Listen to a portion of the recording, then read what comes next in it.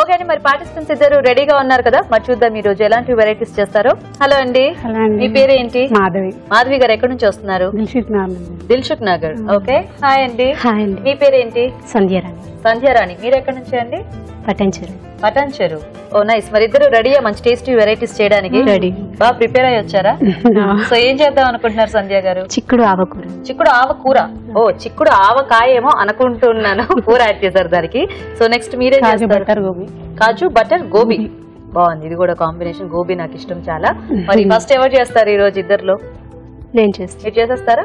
Okay. Okay, మరి చిక్కుడు ఆవకూర కావాల్సిన పదార్థాలు ఏంటో చూద్దాం. చిక్కుడు ఆవకూర తయారు చేయడానికి కావాల్సిన పదార్థాలు: తరిగి ఉడికించిన చిక్కుడుకాయలు 1 కప్పు, ఆవ పొడి 1 టేబుల్ స్పూన్, తరిగిన ఉల్లిపాయ 1, పచ్చి కొబ్బరి ముక్కలు కొద్దిగా, జీడిపప్పు కొద్దిగా, నువ్వులు 2 టేబుల్ స్పూన్లు, టొమాటో పేస్ట్ 1 కప్పు, పోపు దినుసులు 1 teaspoon, garam masala 1 teaspoon, అల్లం వెల్లుల్లి పేస్ట్ 1 టీ స్పూన్, ధనియాల పొడి 1 టీ స్పూన్, పచ్చిమిరపకాయలు 3, కొత్తిమీర కొద్దిగా, ఉప్పు తగినంత, పసుపు చిటికెడు, నూనె 3 టేబుల్ స్పూన్లు. కావాల్సిన పదార్థాలన్నీ చూసారు కదా, స్టార్ట్ చేద్దామండి.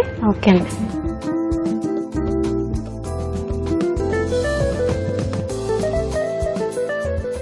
త్రీ టేబుల్ స్పూన్స్ ఆయిల్, పోపు దినుసులండి, పచ్చిమిరపకాయలు, అల్లం వెల్లుల్లి 1 స్పూన్.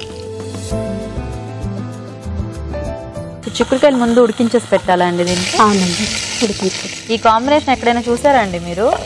ట్రై చేసాను. అంటే యూజువల్గా ఆవకూరలు అంటే మనకి ఇప్పుడు ఏంటి పనస పొట్టుతోనూ ఎక్కువ ఇట్లానే వస్తాయి కదా, అరటికాయ, చిక్కుడుకాయ మోస్ట్లీ ఫ్రై కానీ లేకపోతే కర్రీస్ ఇట్లా చేస్తూ ఉంటాం కదా.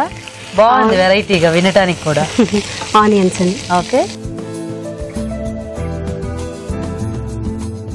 చిక్కుడుకాయ అండి.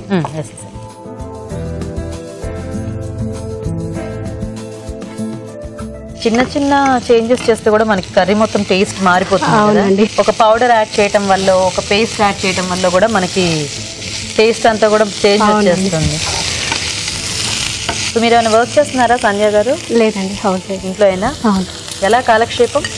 చిన్న పాప, ఒక బాబు. సరిపోతుందా? ఫస్ట్ అండి. సో ఎంత వయసు మీ పాపకి? 11 months అండి. 11 months. ఓ బాగా బుడ్డి పాప అనమాట. చాలా చిన్న పాప. మీ ఇద్దరికి పరిచయం ఏంటి? వదిన మరదళ్ళ. ఓకే. సో ఏం పేరు పెట్టారు మీ పాపకి? శ్రీహిత అండి. శ్రీహిత. బాబు కూడానా మీకు? బాబు ఏం పేరు? నిషిత్. 3.5 years అయినా. ఇంకా స్కూల్కి వెళ్ళట్లేదా? ఇప్పుడు వెళ్తాడండి. ఇప్పుడు వెళ్తాడా? జాయిన్ చేశారా? చేశాను. పాపం. So tomato paste. Tomato puree.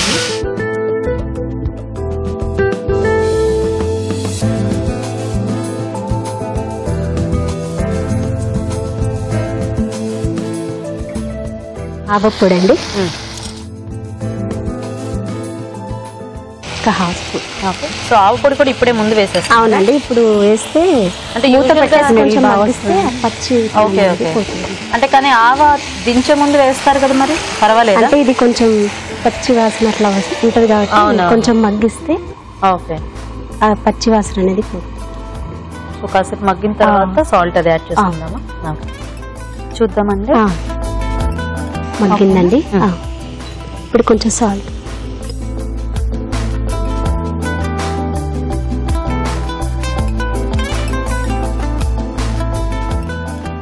ధనియా పౌడర్ అండి. సో ఇది గ్రేవీ టైప్ లో వస్తుందండి మనకి? అవునండి.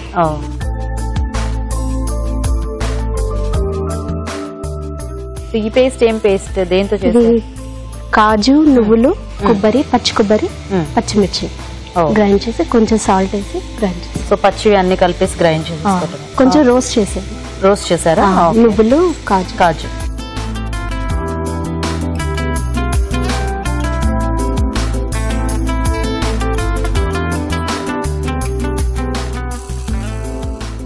సో వాటర్ యాడ్ చేద్దాం. వాటర్ యాడ్ చేయాలి.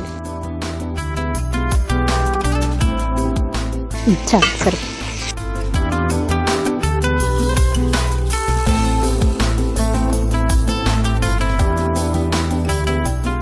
కొంచెం లాస్ట్ లో గరం మసాలా, కొత్తిమీర వేసి అన్ని వేసేసారా మిగతావన్నీ? ఓకే, చూద్దామా. మగ్గిందండి.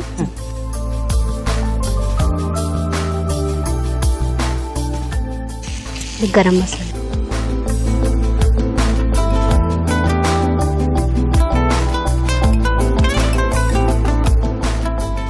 కొత్తిమీర,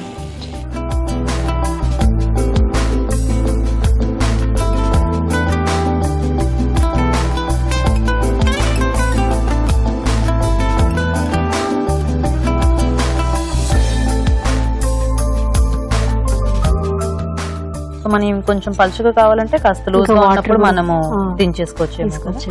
అండ్ కాజు పేస్ట్ ఇవన్నీ యాడ్ చేసాం కాబట్టి మనం ఎంత లూజ్ గా చేసినా కొంచెం ఇదయ్యేసరికి దగ్గరికి వస్తూ ఉంటుంది అది.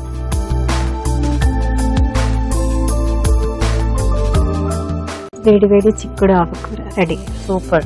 ఓకే, మరి చిక్కుడు ఆవకూర రెడీ అండి. టేస్ట్ చూసే ముందు తయారీ విధానం ఇంకోసారి చూద్దాం. చిక్కుడు ఆవకూర తయారు చేసే విధానం: ముందుగా జీడిపప్పు, నువ్వులు వేయించి, పచ్చి కొబ్బరి ముక్కలు, పచ్చిమిరపకాయలు, ఉప్పు కలిపి మిక్సీ పట్టి పేస్ట్ సిద్ధం చేసుకోవాలి. ఒక పాన్ లో నూనె వేసి తరిగిన పచ్చిమిరపకాయలు, అల్లం వెల్లుల్లి పేస్ట్, ఉల్లిపాయ ముక్కలు వేసి వేయించాలి. దీనిలో ఉడికించిన చిక్కుడుకాయ ముక్కలు, పసుపు వేసి వేగాక టొమాటో పేస్ట్, ఆవ పొడి వేసి ఉడకనివ్వాలి. తర్వాత ఉప్పు, ధనియాల పొడి, ముందుగా సిద్ధం చేసుకున్న పేస్ట్ వేసి మరి కాస్త ఉడకనివ్వాలి. ఆ తర్వాత గరం మసాలా, కొత్తిమీర వేసి బాగా కలుపుకోవాలి. ఆపై కొత్తిమీరతో గార్నిష్ చేసి సర్వ్ చేసుకుంటే చిక్కుడు ఆవకూర రెడీ.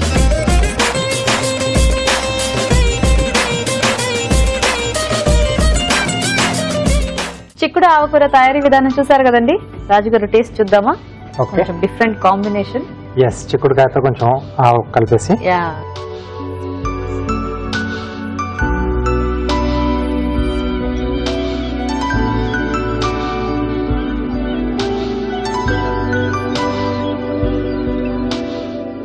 అయితే ఆవు మనం ముందే వేసాం కదా, యూజువల్ గా లాస్ట్ లో వేస్తే దాని టేస్ట్ ఇంకా ఎక్కువ తెలుస్తుంది. సో ముందు ఎప్పుడు వేయకూడదండి. ఏంటంటే మనం దించే ముందు వేసేసి స్టవ్ కట్టేసేసి మనం తీసేసుకుంటాం. ఇప్పుడు ఆవు ముందు వేస్తే దీంట్లో మనకు ఆవు ఫ్లేవర్ అంతగా తెలియట్లేదు. ఆ ఒగరు కూడా వస్తుందండి.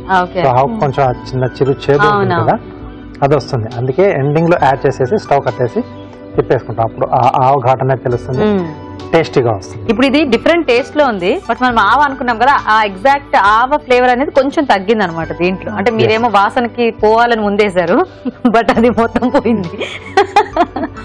ఓకే అండి, మరి చూసారు కదా, టేస్టీగా ఉంది రెసిపీ. మీరు కూడా ట్రై చేయండి.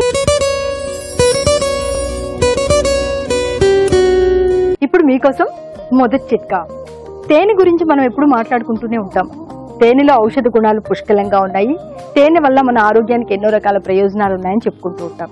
మరి తేనె సౌందర్య సాధనంగా కూడా వాడుతూ ఉంటాం. అయితే ప్రతిరోజు ఉదయాన్నే పరగడుపున 1 టీ స్పూన్ తేనె కనుక తీసుకుంటూ ఉన్నట్లయితే జ్ఞాపక శక్తి బాగా మెరుగుపడుతుంది, మతిమరుపు తగ్గుతుంది.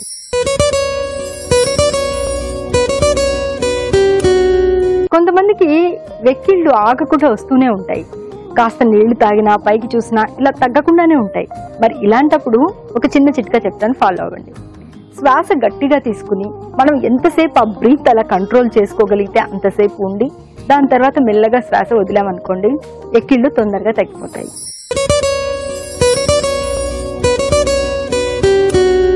వర్షాకాలం అనగానే జలుబు, దగ్గు ఇలాంటి బాధలు ఎక్కువైపోతాయి. మరి జలుబు, దగ్గు నుంచి వెంటనే ఉపశమనం దొరకాలి అంటే యాలకుల్ని పొడిలాగా చేసి పెట్టుకుని, ఈ పొడిలో కొద్దిగా తేనె కలుపుకుని రోజులో ఒక 3 పూటలు కనుక తీసుకుంటూ ఉన్నట్లయితే జలుబు, దగ్గు బాధల నుంచి చాలా త్వరగా ఉపశమనం దొరుకుతుంది.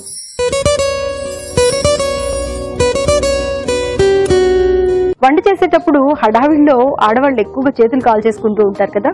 మరి ఏదైనా ప్రమాదవశాత్తు చిన్న గాయం అయిందనుకోండి, కాలిందనుకోండి, వెంటనే ఉపశమనం కోసం వేపాకుని, మజ్జిగని కలిపి బాగా పేస్ట్ లాగా చేసుకుని ఆ గాయం మీద కనుక రాసుకుంటూ ఉన్నట్లయితే చాలా త్వరగా ఉపశమనం దొరుకుతుంది, బొబ్బెక్కదు, గాయం కూడా తగ్గుతుంది.